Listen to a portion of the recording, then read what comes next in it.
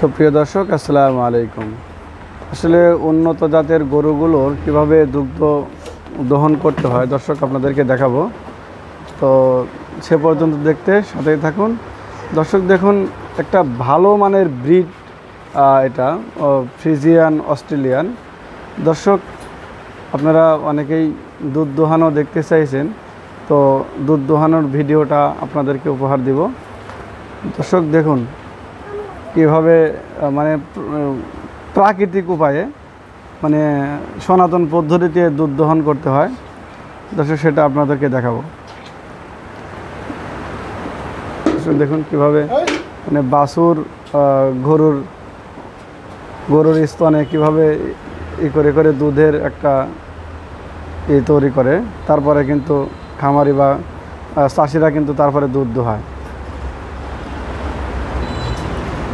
দর্শক অনেক জায়গায় এখন আধুনিক পদ্ধতি এসে মানে হাতের ছোঁয়াটা চলেই যাচ্ছে, তো এখনও কিন্তু অনেক জায়গাতে হাতের স্পর্শেই দুধ দহন করতে হয়। আবার অনেক বড় বড় ফার্ম যেগুলো আছে সেগুলো কিন্তু মেশিনের মাধ্যমে দুধ দোহায়।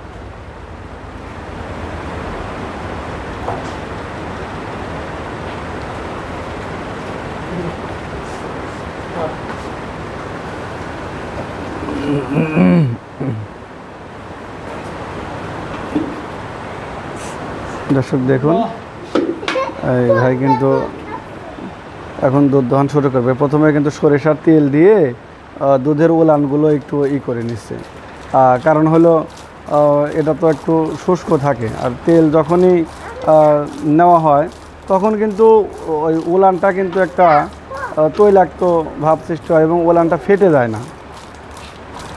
তো এবং দুধ দোহাতেও অনেকটা স্বাভাবিকভাবে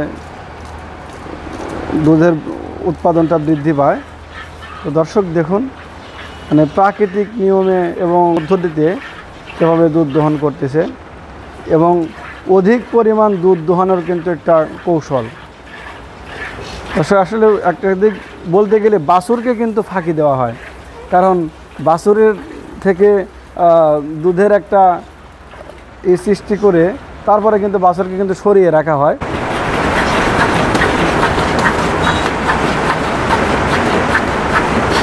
দর্শক এটা ভালো মানের একটা ব্রিড, এটা একদম ফ্রেশ ফ্রিজিয়ান, হলস্টাইন ফ্রিজিয়ান।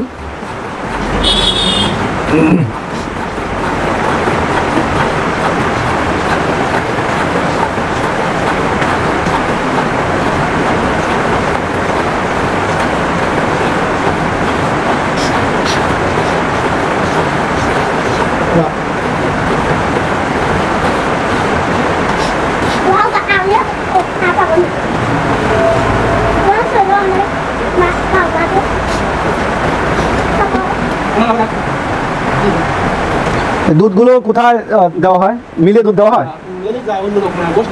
ও, ঘোষের মাধ্যমে মিলে দেয়। হ্যাঁ, আচ্ছা আচ্ছা।